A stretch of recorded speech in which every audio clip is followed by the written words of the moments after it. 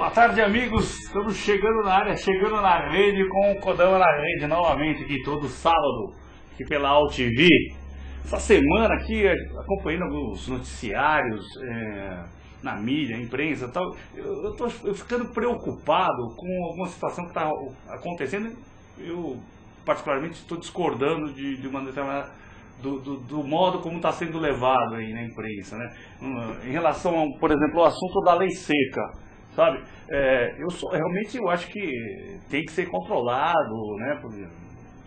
Não dirija se for beber, tal, não sei lá. Só que assim, não é o fato do cara dirigir ser pego que ele é criminoso, que ele é bêbado, né? Tem gente que toma um cálice de vinho no jantar e não é por isso que ele não, sabe? Aí ele vai ser criminoso por causa disso. Eu acho que o grande X da questão que está sendo deixado de lado, né, é a falta de punição aos delinquentes, vamos dizer assim, né? Prenderam, e o que deu o caso do deputado lá que atropelou lá no Paraná? O cara tá preso, já foi condenado, isso daí ninguém fala, isso daí que é o primordial. O cara que cometeu o crime lá, que estava chapado dirigindo em alta velocidade, ele já foi preso? Foi condenado? Esse é o assunto que eu acho que deveria estar em foco, não porque pegaram o Manos que recusou a fazer o teste, o Sheik que recusou a fazer o teste. Morreu alguém nessa situação dele? Não, tá certo? E o caso da moça lá que atropelou lá na Land Rover lá, aconteceu alguma coisa? Tá condenada? Já foi julgada? Eu acho que esse é o principal foco, né? O outro foco também, que eu também acho que está um pouquinho deturpado em relação às torcidas organizadas. Não é o fato de ser torcedor, de participar de uma torcida organizada, que o cara é mau elemento, é criminoso. Tem que prender. Já prenderam quem matou o rapaz lá? Está preso? Está julgado? Está condenado? Eu acho que esse é o foco que tem que ser dado. Não acabar com a organizada. Não. Depende, se a organizada for ruim, pode até ser. Mas não é todo torcedor que é de organizada que é mau elemento. Tá certo? Hoje é na paulada aqui. Estamos recebendo aqui, hoje no Kodama na Rede, o grande jornalista Rogério Michelete, editor da Band. Amigo, grande Rogério, dá um alô aí para os nossos internautas. Tudo bem, é um prazer estar aqui com você, Kodama. A gente que já se fala, já se conhece há um bom tempo, né? E agora a gente está tendo o prazer de participar de um programa junto aqui. É uma alegria grande.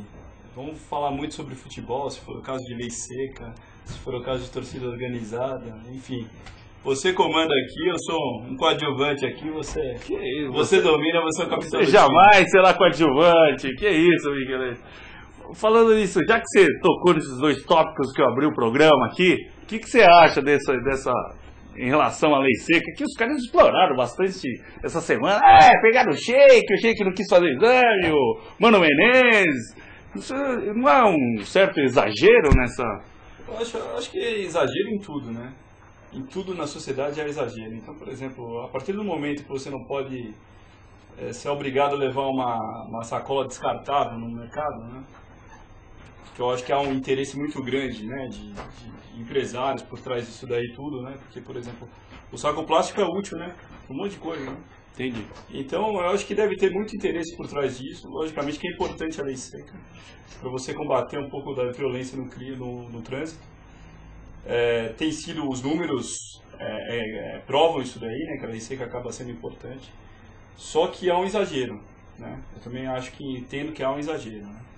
E para cada pessoa, a bebida tem um efeito, né? Para cada organismo tem um efeito. Com certeza. Então eu tem um amigo meu que não pode tomar um golinho de cerveja que já fica bêbado. Sim. Tem outros que tomam um barril, né, um modo de falar, e continua sóbrio, né, entre aspas. Né? Entendi. Eu acho que a gente tem que tomar um certo cuidado com isso daí.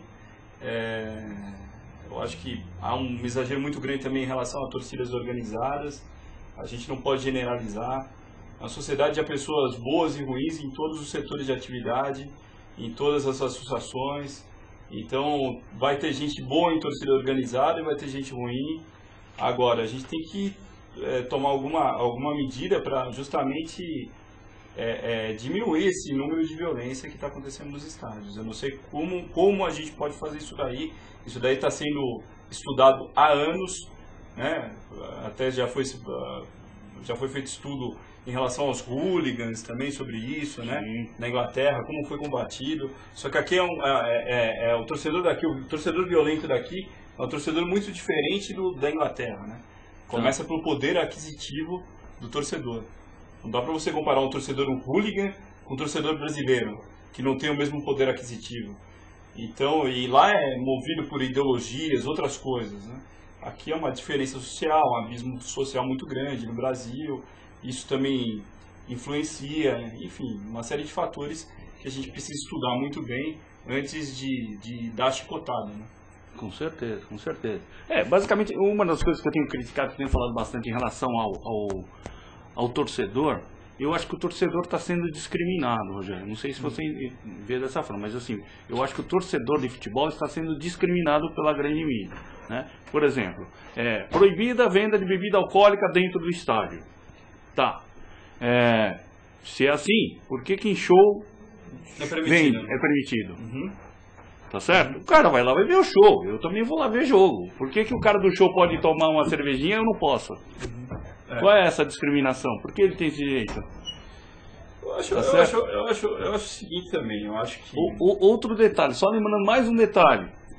O cara que tá lá no camarote, ele tá tomando cerveja e tá tomando whisky. E o simples mortal torcedor lá na arquibancada não tá. Por quê? E esse torcedor do camarote é menos violento do que o outro? Não sei. Por exemplo, eu já fui em vários eventos na minha vida, né? Shows, música, enfim, Fórmula 1, por exemplo. Fórmula 1, teoricamente, teria que ter um público qualificado. Sim, pelo poder aquisitivo, com certeza. Eu já vi cada baixaria na Fórmula 1. Eu não recomendo, muitas vezes eu não recomendo você levar a sua mulher, a sua namorada, a sua irmã, a sua amiga, num evento desse. Eu estou falando em qualquer setor da Fórmula 1, não estou falando, a não ser aqueles camarotes realmente, coisa mais elitizada, mas em vários setores da Fórmula 1 eu já vi baixaria, pô. Entendeu? Muito piores do que em estádios de futebol. Então, não sei se é aquilo que a gente está falando em relação aos hooligans, né? A violência não está presente só na camada social menos privilegiada.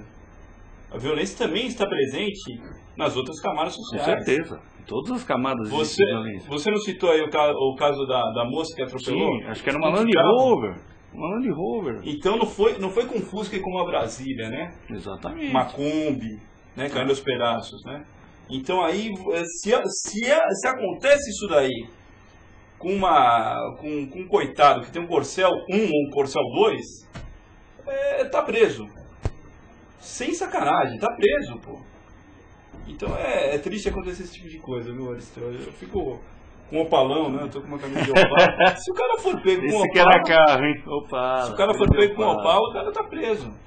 É verdade. Entendeu? Então, eu acho que precisa ter alguma certa coerência em alguns assuntos. Eu acho que a doutora Eliana Passarelli já esteve aqui também, falou em relação à penalização que está vendo em cima do mau torcedor, né? Que eu acho que isso é interessante em relação a estar afastando ele do estádio, né? Agora eles estão partindo para um tipo de pena que o indivíduo vai se apresentar na delegacia na hora do jogo. Então ele vai estar longe do estádio.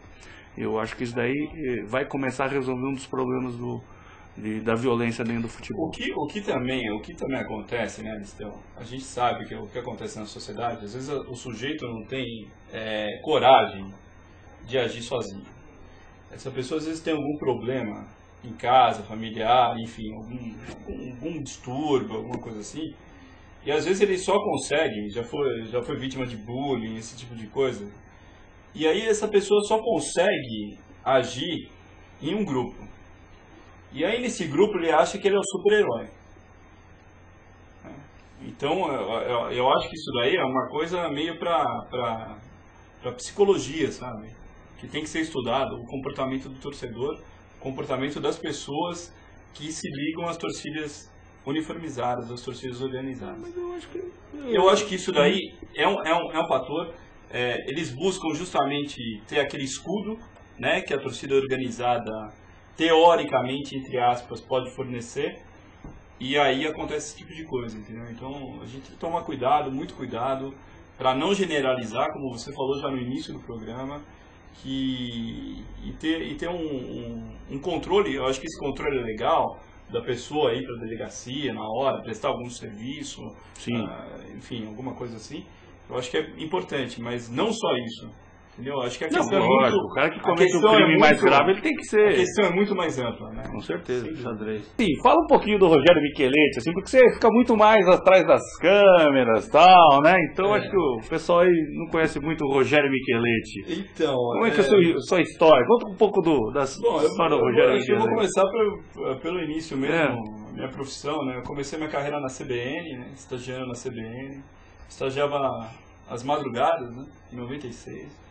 Eu me lembro que eu fazia rádio escuta para um repórter que se chamava Marcos Toledo, né, um repórter policial. Um dos primeiros casos que eu peguei foi o crime do Bar Bodega, né, que era do Luiz Gustavo, do criador, então foi um caso famoso, né, infelizmente um caso triste. E logo em seguida eu fui pro Diário Popular, né, fiquei pouco tempo na CBN, eu recebi um convite para ir pro Diário Popular, também para trabalhar na editoria policial. Foi aprovado lá, fiz um teste, foi aprovado. Fiquei 2 anos no Diário Popular como repórter policial. Um dos casos que eu fiz foi o maníaco do parque, né? Aquele caso famoso, né? Daquele serial killer.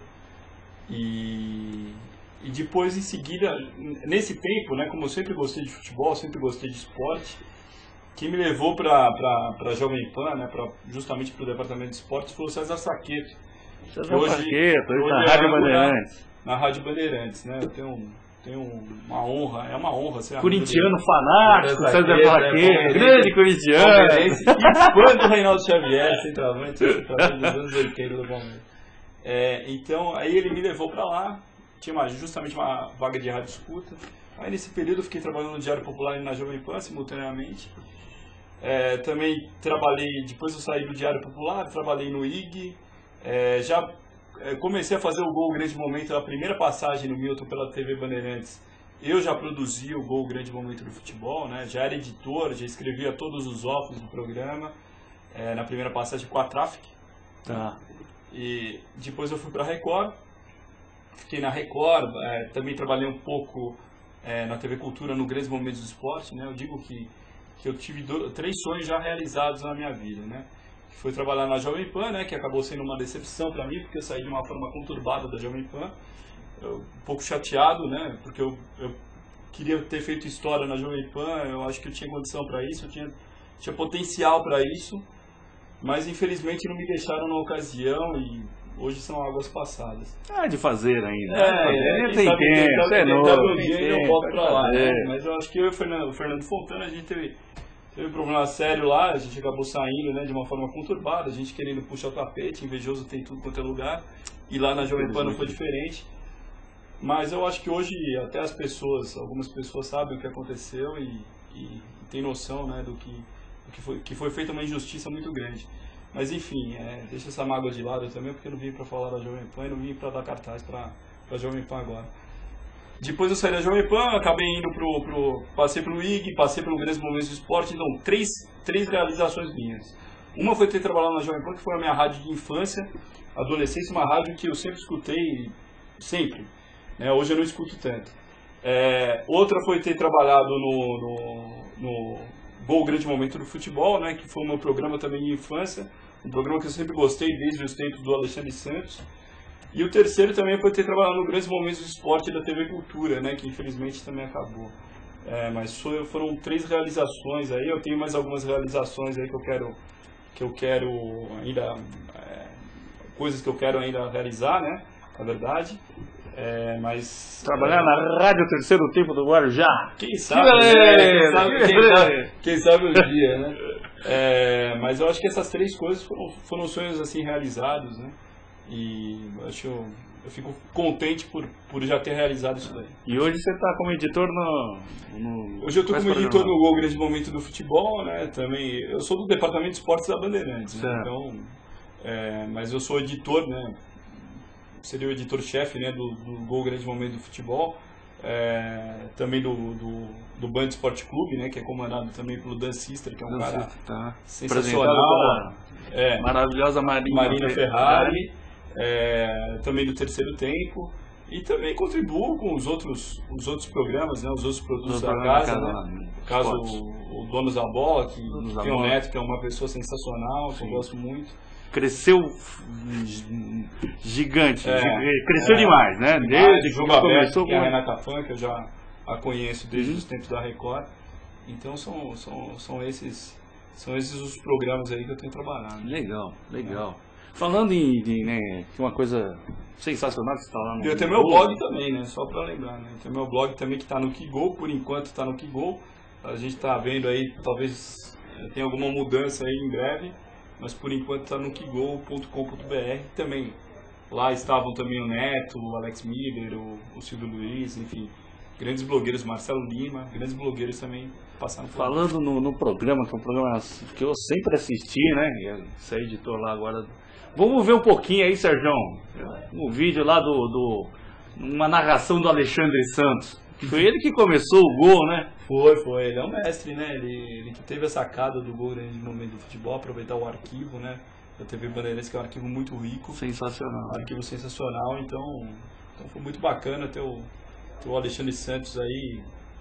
Conhecer também o Alexandre Santos, né? Que eu tive a possibilidade de conhecê-lo quando a primeira passagem, né? Do Milton, né? Por lá, né? Então é muito bacana, é um orgulho muito grande estar prosseguindo aí essa história aí, né? Seguindo essa história aí do gol, grande momento do futebol. Criador do gol, o grande momento do futebol. Vai pra cima do Wagner. Aí ele foi pra cima do Ronaldo. Podia provocar a expulsão do Ronaldo. Bola do Tupanzinho. Tupã, Carlos Roberto se mandou pra direita. Tupã. Olha o Marcelinho na esquerda. Meteu a bola pro Marcelinho. Legal! O Tuca que dá! Guardou!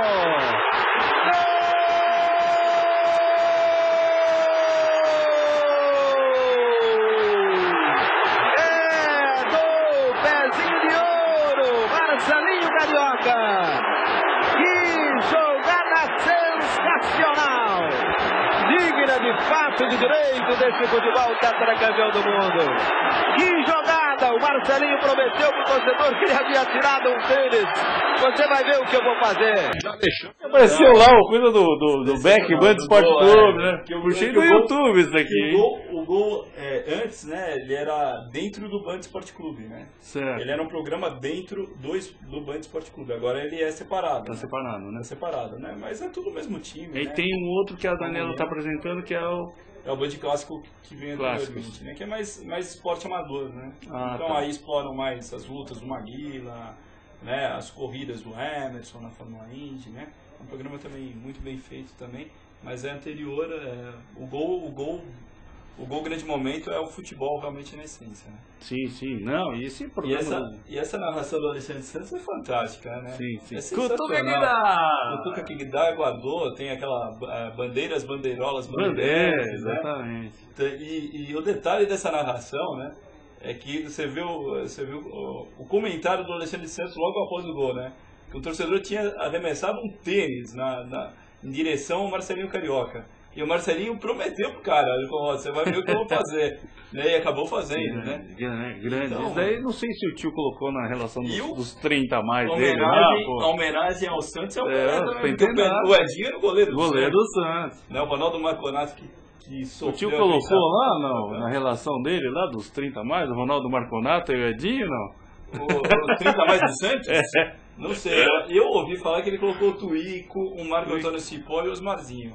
E o Dino Furacão também. São alguns jogadores que ele colocou aí nessa relação. Né? É sensacional, mas eu acho que o filho do rei, ele colocou o rei como número 1, né? Eu vi lá. O filho do rei tem que ser pelo menos o 30º da lista, né? Com certeza. De ponta a ponta fica família Neto no nascimento. Né? E você que faz todo o programa toda semana, e que gol assim que você falaria que seria o gol mais bonito que você viu aí, que você lembra? Eu acho você vê vários, né? Muitos gols, né? Mas é um gol que eu acho fantástico, aquele lá do Roberto Dinamite contra o Botafogo, né? Aquele em cima do Osmar? Em cima do Osmar Guarnelli, né? É um gol fantástico, o Wender é o goleiro do Botafogo. Dá um meio chapéu ali. Ele domina no peito, né? A habilidade do Roberto para fazer aquele gol, né? O raciocínio dele muito rápido, né? Foi um lance que ele tinha pouco espaço, né, para fazer a jogada, né, ele dominou no peito, deu aquele chapéu e deu um voleio, né. Então meio gol, parece meio de futebol de salão, né. Sim, pelo espaço, né? Pelo espaço, bem mas é um gol fantástico também. E o gol, narração do Luciano do Vale. E o gol que marcou, assim, que é marcante pra você, que é inesquecível pra você, não pela beleza, mas pela emoção. Um gol marcante pra mim, eu tava até falando isso daí no outro dia, né? Eu tava falando de um jogo que foi marcante pra mim, foi aquele Brasil e Chile em 89 da Rose Fogueteira, né? Tá. Porque eu fui ao Maracanã, eu tava lá com meu irmão Valmir, né? Meu irmão quis ir, me levou pro Rio de Janeiro, eu não conhecia o Rio de Janeiro. E eu acho que foi um jogo marcante, né? Agora, gol marcante... Isso é uma coisa pessoal, um gol que você não esquece, um gol que pra você... Por exemplo, eu tava no Morumbi, naquele jogo do gol de bicicleta por exemplo do Neto, contra o Corinthians, né? Tanto que eu tava no Morumbi, e eu tava com meu pai, a gente tava lá do oposto, né? E eu virei pro meu pai, o seu Valdemar, e falei, nossa, que golaço do Evair, né?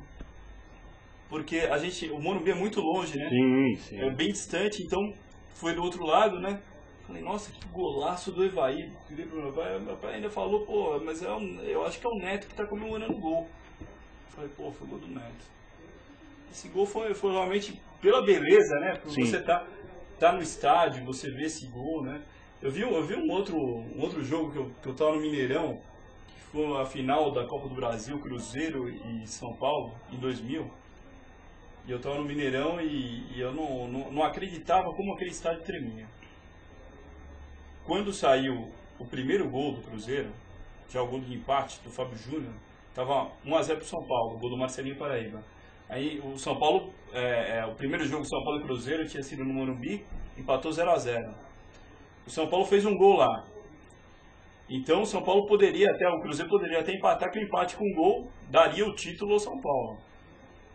O Cruzeiro empatou o jogo aos 30 minutos do segundo tempo, se não me falha a memória, com o Fábio Júnior. E aí já no final mesmo, minutos finais, teve a falta pro São Paulo, que ocasionou até a expulsão do Rogério Pinheiro, uma falha do Axel no meio de campo. E aí o Giovani bateu, fez o gol em cima do Rogério Ceni, e eu nunca vi um estádio balançar tanto na minha vida. Eu nunca vi como naquele dia Cruzeiro e São Paulo naquele jogo no Mineirão. Entendi. É um negócio impressionante que balançava o estádio. E olha que eu fui em vários jogos no Morumbi, jogos lotados, Maracanã foi nesse jogo. Mas impressionante que a torcida do Cruzeiro fez naquele dia. Um gol que eu não esqueço, só pra... De 77, o gol do Basílio é inesquecível pra qualquer corintiano. Tava no estádio. Todo mundo tava no estádio. Você pergunta pros mais velhos, né? Você fala assim, pô, e aquele gol do Pelé, né, na Javarina? Todo mundo fala que tava lá, né? Eu já cheguei à conclusão, eu cheguei no número exato já. Sim. A Javarina naquele dia, né, recebeu um público mais ou menos de 300 mil pessoas, né? Claro. E foi ali que surgiram flanelinhas, cambistas, foi justamente nesse jogo. Possivelmente, né? Possivelmente, né? Eles tiveram a ideia de construir a Paz de Barros, né? Então, isso daí foi feito tudo na Moca, foi justamente por causa desse jogo. Igual o jogo do Corinthians em 77, né? No dia 13 de outubro de 1977. 13 de outubro de 77. Outro gol que eu não esqueço também, o gol do Oséia também. Um gol que foi meio estranho, gol contra, né? Foi um gol meio esquisito, porque... vários gols, né? Porque ficou naquele momento, eu tava no estádio, naquele momento de... Eu demorei um tempo pra gritar gol. Porque quem cabeceou foi o Oséia.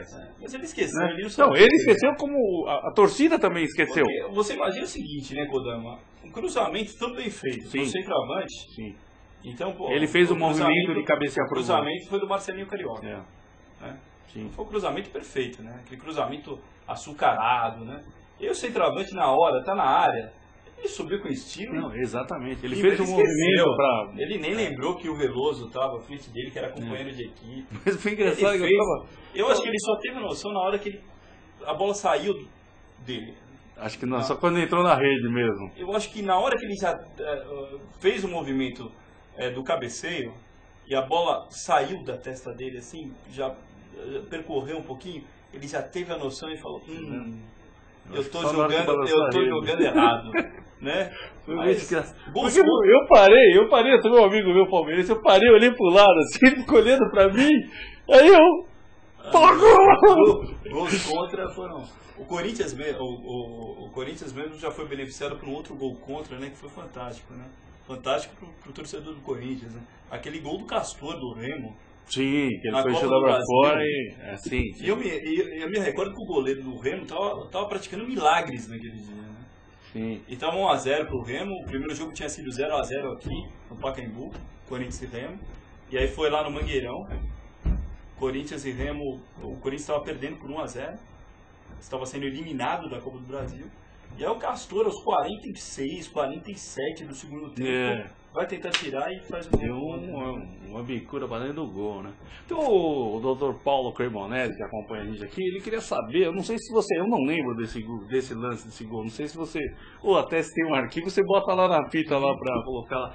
Tinha um chute do Luiz Pereira, que ele arrebatou a bola no meio de campo lá, e a bola bateu nas duas traves e entrou. Eu não lembro desse lance não sei qual foi o jogo. Ele falou que... Nas duas traves entrou? É. Pelo Palmeiras deve ter sido no 70, né? Pelo Palmeiras. Eu tenho uma vaga lembrança desse lance aí, mas a gente pesquisa lá no Gol Grande Momento do Futebol. Né? Coloca lá pra ele, lá que ele... não procurei, nunca achei na internet. Mas, pô, eu pergunto lá, pô, nosso querido Michelete. Falando em gol, né? Já que o assunto é gol, né? Vou botar você na fogueira aqui. Quem que é na sua opinião, quem que você já ouviu, o melhor narrador de TV e de rádio? Melhor narrador de TV e de rádio, rapaz. Sabe que eu tava pensando nisso hoje, né? Sim. Antes de vir pra cá, né? Eu sempre penso nisso daí, né? O narrador que eu gostava muito da TV era o José Carlos Sicarelli. Sicarelli, da TV Cultura, né? O narrador que eu gostava demais. Muito. Eu gostava muito da narração do José Carlos Sicarelli. De rádio, eu acho que tem 3 escolas. Sim. 3 escolas.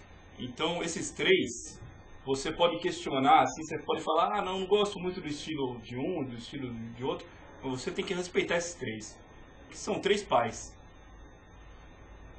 Que são Fiore Gigliotti, sim, Osmar Santos, claro, e José Silvério. Esses 3 estão acima dos outros. Com sim, todo respeito aos demais narradores. Sim, com certeza. Tem muitos bons narradores. Muita gente Dirceu boa. Maravilha, tem o Ulisses Costa, tem o Oscar Ulisses, sim, Éder Luiz, enfim, tem vários narradores bons, o Nilson César. Tem muitos bons. Também tem uns bagulhos, né? Tem muita gente ruim também, né? Mas esses aí são bons, né? Como tem muito repórter ruim também, tem muito repórter bom, tem muito comentarista bom. Tem torcedor bom, tem torcedor ruim também. Lógico, né? De TV também, logicamente, que você tem que respeitar a história do Luciano. Luciano do Vale é fantástico, né? O Galvão também, né? Você tem que respeitar, né? O Fernando Solera, né? Que tem muita coisa do Gol Grande Momento do futebol também. É verdade. O Alexandre Santos, que a gente citou. Tem ainda aquele... Você tem no arquivo aquele coelhinho lá que corria? Quando saía gol na Bandeirantes, tinha um coelhinho que saía lá correndo. Vamos ver outra vez como foi que ele fez. Olha, esse coelhinho eu peguei. Esse coelhinho realmente eu não peguei. Ele tá no arquivo da Bandeirantes. Mas... tem essas narrações famosas, né, deles, né? O melhor futebol do mundo no 13, né? Que é o Fernando Solera falando, né? Narrando, né? O gol, né? Isso que a gente falou do Alexandre Santos, né? Bandeiras, bandeirolas, bandeirantes, Tupo guardou, né? Certinho, né? Tem várias coisas muito legais lá, né? Que a gente aproveita. Né? Não, sensacional, não é um exame. Aliás, amanhã, em homenagem ao centenário do Santos, o Gol Grande Momento do Futebol tem uma homenagem ao Santos, né? E a gente vai reprisar também um programa do Bolinha. O Bolinha recebendo... Grande bola! O Bolinha recebendo o Pelé, em 1974. Então a gente... marcante no futebol. E logicamente que é só um trecho que a gente pegou do programa, né? Não dá pra gente usar, né? Seria legal a gente usar na íntegra, né? O programa. Claro. Se a gente tivesse espaço, mas tem uns 2, 3 minutinhos ali editado, e eu acho que tá bem legal aí, vale a pena ver, né? Legal. Independentemente de você ser torcedor do Santos, do Corinthians, do Palmeiras, do São Paulo. Mas só pode ver, o Bolinha era uma figuraça, bicho. Apresentador sensacional. Eu vi muito o programa. Agora eu comecei a tossir, rapaz. Eu acho que é o ar aqui, dá um help no ar aí. Mas o Bolinha era um apresentador muito engraçado. Eu ria lá. Muito bom. Sob patrocínio de creme do Clube da Bola. Eles e elas. E a costeleta dele, você vai ver. Você precisa ver a moda do Bolinha, porque é sensacional. Ele é muito engraçado. Muito engraçado, muito engraçado. Mas ele é um sensacional comunicador, né? Sim, grande comunicador. Histórico, marcante comunicador e tanta gente que quer ser comunicador. Não lembro o Bolinha, era o quê? Palmeirense? Santista. Santista? Santista, O que você acha do Adriano lá? Você acha que ele vai conseguir se recuperar lá? Que ele fez a cirurgia lá ontem, de novo e tal. Você acha que agora ele vai... A única coisa que ele precisa prestar atenção é que, assim, algumas pessoas ficaram crucificando o departamento médico do Corinthians. O departamento do Corinthians não tem culpa alguma. O cara, quando faz a cirurgia do tendão de Aquiles, ele tem que ficar, no mínimo, se eu não me engano, de 15 a 30 dias sem pôr o pé no chão, após a cirurgia. O Adriano, no dia seguinte à cirurgia dele, ele estava passeando no shopping. Não dá, né? Não tem como. Eu acho que tudo depende dele, né? Tudo depende dele se ajudar. Se ele se ajudar, eu acho que ele ainda tem condição de voltar a jogar bola. Não no mesmo nível. Eu não considero... eu acho que vai ser muito difícil. Aliás, eu vou até causar uma polêmica aqui. Eu não acho o Adriano craque. Já começa por aí. Opa! Não acho o Adriano craque. Eu acho ele um bom jogador, um centroavante fazedor de gols, oportunista, tem uma canhota, sempre teve uma canhota fantástica, né? Mescla um pouco de habilidade, mas não é tão habilidoso assim. Se a gente pegar jogadores que a gente viu com a camisa 9, né? Sim, claro. Não joga com a 9, joga com a 10, mas a gente viu jogadores camisa 9, né? Símbolos da camisa 9, né? O Romário, por exemplo, que era 11. Tá. O Careca, o Reinaldo, o Roberto Dinamite, né? Que eu citei agora há pouco, né? Daquele golaço contra o Botafogo do Osmar Guarneri. Enfim, a gente viu grandes centroavantes. Claro. Né? Então eu não acho que o Adriano esteja nesse time. O grande diferencial dele... Eu não vejo o Adriano nesse time. Eu vejo o Adriano num estilo muito próximo. Eu até comentei isso daí na TV Bandeirantes outro dia com alguns amigos. Eu vejo ele muito próximo ao Serginho Chulapa. Chulapa? O Serginho Chulapa foi um bom jogador, ótimo. Eu adoro o Serginho Chulapa. Tanto como centroavante, como pessoa. Sim, adoro o Serginho Chulapa. Sensacional. Só que o Serginho não foi nenhum craque. Sim. Ele foi um grande artilheiro. E o Adriano está nessa linha. E se você me perguntar quem você escolheria, você está numa pelada aí na praia, tá o Serginho Chulapa no melhor momento dele, em forma com 20 e poucos anos, e o Adriano em forma com 20 e poucos anos, eu escolho o Serginho Chulapa. Isso é a minha opinião. Eu já não acho ele nenhum craque. Tá. E eu acho ele exageradamente irresponsável. Não, isso com certeza. Isso acho que todo mundo acha vai também. Gostar de coxinha, né? E kibe lá na casa ele deve ser uma excelente pessoa. Com certeza. Eu nunca tive convívio, assim, contato com o Adriano. Mas deve ser uma excelente pessoa. Deve ser um cara de bom coração. Eu acredito nisso. Né? Mas, sei lá, né? Ele não quer ser jogador. Eu acho que já ganhou muito, né? Não teve um trabalho, aquilo que a gente estava falando em relação ao torcedor, né? Não teve um trabalho psicológico legal, né? Tem muita gente que é muito mal assessorada.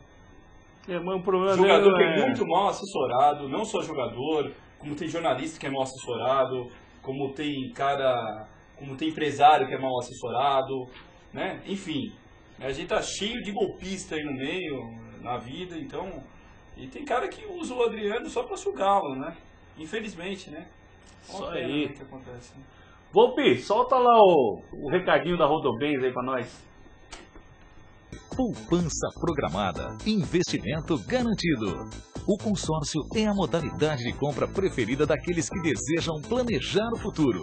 Além da aquisição de bens, o consórcio mantém o poder de compra do cliente, sem riscos de perda de capital e sem juros.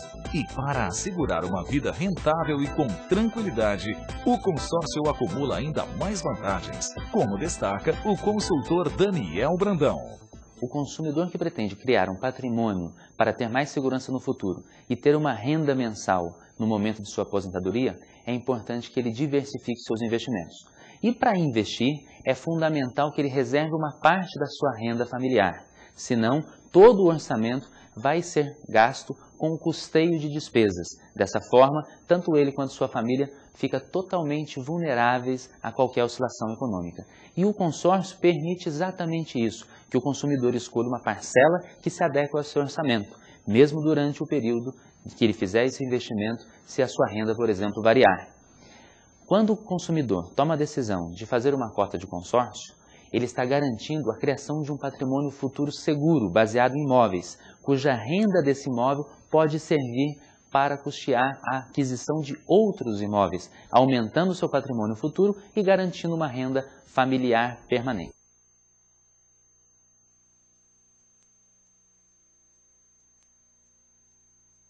Você acompanhou o jogo do Coringão na quarta-feira contra o Nacional? O que você achou do...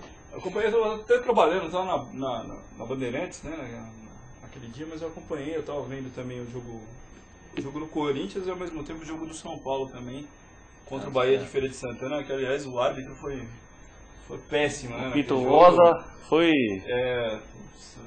E o pessoal do Bahia de Feira de Santana foi prejudicado naquele jogo, é um absurdo. Mas falando do jogo do Corinthians, eu acho que o Corinthians está fazendo futebol para conquistar o resultado, né? Jogando em função do resultado. Jogando em função do resultado, eu não considero nem que foi um jogo fora de casa, né? Pela quantidade de corintianos. Eu acho que bem lembrado esse detalhe. Eu acho que assim, depois da Guerra do Paraguai, foi a primeira vez que o Paraguai foi invadido, não é? Nunca tiveram. Acho que só na Guerra do Paraguai, se eu não me engano, que eu fiz uma pesquisa lá, teve 22 mil. Eu vou falar outra coisa que vai gerar também um pouco de polêmica, mas eu acho a Libertadores da América, não de hoje, uma competição com nível técnico baixíssimo. Baixíssimo. Entendi. Eu digo que, às vezes eu falo, o Nacional do Paraguai não deve praticamente nada para o Bahia de Feira de Santana, na Copa do Brasil, por incrível que pareça. Agora, para o Corinthians, há esse peso de nunca ter conquistado. Sim. Né? Eu digo, então, tem gente que vai discordar, que fala, não, tem que ter uma química para jogar Libertadores da América, tem que ter uma fórmula, porque a Libertadores é uma competição diferente. Eu acho tudo isso balela. Eu acho que o que tem é a pressão de você conquistar uma Libertadores ou você nunca ter conquistado a Libertadores. Então o São Paulo, por exemplo, joga a Libertadores mais tranquilo? Joga. O São Paulo vai ter um peso maior para pegar a Copa do Brasil, para ganhar a Copa do Brasil? Vai ter, porque nunca conquistou. O Corinthians joga a Copa do Brasil tranquilo? Joga. O Corinthians joga a Libertadores tranquilo? Não joga. Então, tudo é aquela coisa da primeira vez, né? Depois da primeira conquista, tudo fica mais fácil, né? Tudo fica bem mais tranquilo. Então eu acho que o Corinthians, no momento que ganhar uma Libertadores, vai ganhar talvez uma outra Libertadores em seguida, assim, sabe? Seja bicampeão, sei lá, eu acho que pode acontecer esse tipo de coisa. Como o Internacional, né? Porque o Internacional, lá no Sul, havia aquela brincadeira, né? Que o gremista fazia com o torcedor do Internacional. Aqui tem o Grêmio e tem o Municipal de Porto Alegre, né? Tem o Nacional de Porto Alegre. Eles brincavam dessa forma porque o Inter jamais havia conquistado um título. E recentemente conquistou, em 2006. E agora, 2010, conquistou novamente. Né? Entendi. Então foram 2 Libertadores em pouco tempo. Então eu acho que o que vale para o Corinthians é o aspecto psicológico. Se você trabalhar, se o Corinthians conquistar uma Libertadores, nossa, vira uma paz, uma tranquilidade. Porque eu acho o nível técnico da Libertadores baixíssimo. Isso daí eu acho há muito tempo, não é de hoje. Basicamente acho que o nível da Libertadores está basicamente em cima dos times brasileiros, né? Hoje os grandes favoritos da Libertadores são os times brasileiros, o Fluminense e o Santos. E o Santos. Você pega, por exemplo, você fala, sem desmerecer as conquistas, tá? Eu não estou desmerecendo conquista, pelo amor de Deus, eu não estou desmerecendo conquista do Flamengo, que foi em cima do Cobreloa, por exemplo, que é um time inexpressivo, desmerecer as conquistas do São Paulo. O São Paulo ganhou, por exemplo, do Newell's Old Boys nos pênaltis. O Newell's Old Boys é uma espécie de Guarani da Argentina. Isso daí é fato. Com todo respeito ao Guarani, mas é um Guarani da Argentina. Não é uma força da Argentina. Ganhou outra final, ganhou da Universidade Católica, que nunca foi uma força, e ganhou do Atlético Paranaense, que tiraram até o jogo da Arena da Baixada, aquele primeiro jogo que o Atlético Paranaense reclama até hoje, né, que foi pro Beira-Rio. O Palmeiras ganhou, por exemplo, do Deportivo Cali, que também não é um time expressivo no continente, não é. Ah, bateu na semifinal o River Plate, aí sim. Com o Baldoquino de juiz ainda, hein? Né? Com o Baldoquino ganhou o ano passado do Peñarol, mas a gente sabe que o Peñarol não é mais só tem história. Hoje em dia o Peñarol só tem história. Né? Então, ganhou do Boca na Bombonera, pô, sensacional. Não tiro mérito. Mas eu tô falando que tem muitas ocasiões o Once Caldas foi campeão da Libertadores. Sim. Como o da Copa do Brasil, o Paulista de Jundiaí foi. Também. O Santo André foi. O Criciúma com o Filipão foi. Entendeu? Então essa competição mata-mata é uma competição estranha. Não é, o nível técnico às vezes não é tão alto. Mas às vezes o fator sorte... Eu acho que nem só o fator sorte, né? Existe... Né? Acho que tem a competência, lógico. Eu acho que até mais...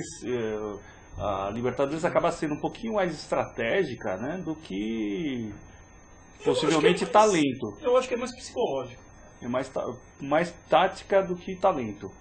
Em virtude eu acho que é mais psicológico. Que você conseguir anular um jogador em virtude de fazer falta, né? É aquilo que a gente estava falando. A gente falou agora há pouco da Copa do Brasil, né? São Paulo em 2000 na Copa do Brasil, São Paulo e Cruzeiro. O São Paulo estava sendo campeão até os 45, 46 do segundo tempo. Tomou um gol. Aquilo lá foi competência do Cruzeiro ou sorte? Eu acho que foi mais sorte, com todo o respeito ao Cruzeiro, do que competência. O São Paulo perdeu um gol com o Alexandre Pitbull lá, que podia ter matado o jogo. O Corinthians, por exemplo, foi eliminado 2 vezes pelo Palmeiras nos pênaltis da Libertadores. Não, é lógico que pode ser, faltou um pouco de sorte nos pênaltis, mas faltou competência na hora do jogo. Faltou. Corinthians, então, faltou. Tem um fator competência? Lógico que tem. O fator sorte também, nessas competições mata-mata, eu acho que é determinante. Diferentemente de um ponto corrido. Falando em sorte, você acha que faltou sorte para o Flamengo na quinta-feira? Não, acho que o Flamengo foi incompetente durante a competição. Ele estava tendo sorte de se classificar. Aí era justamente o inverso. O Flamengo foi incompetente porque foram 5 partidas que ele disputou. Não foi o mata-mata. Né? 2 partidas, gol fora de casa. Não tinha isso. Ele tinha que ter somado pontos. A obrigação do Flamengo, pela grandeza do Flamengo, pelo time que tem o Flamengo, qual é? Era ter pelo menos passado a primeira fase. Ele não passou. Né? E aí ficou dependendo de um outro resultado, de um resultado apenas em 3. Que era justamente o empate entre Olímpia e Emelec. E antes, se você perguntasse para qualquer torcedor, do Flamengo, do Vasco, do Fluminense, do Bangu, do Botafogo, do Volta Redonda, do Corinthians, do Palmeiras, do Santos, do São Paulo, do Guarani, da Ponte Preta, perguntasse para qualquer um, quem se classificar nesse grupo? Aposto que ninguém falaria Emelec. Ninguém falaria Emelec nesse grupo. Ninguém falaria Emelec. Então, foi incompetência do Flamengo total. Foi incompetência do Flamengo. Logicamente que quase deu, né? Faltou um pouquinho, né? Foi mais ou menos igual o Felipe Massa chegar, né? E depender lá do Glock segurar, né? Timo Glock. É que não foi praga da nação corintiana. Então foi mais ou menos igual ali o que aconteceu e não deu certo. Dá-lhe Senna, vai Senna.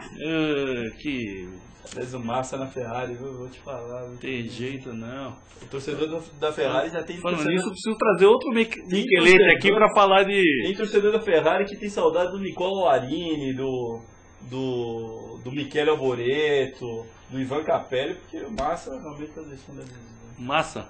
Massa? Eu acho que ele já passou do ponto, a massa dele já não cresceu.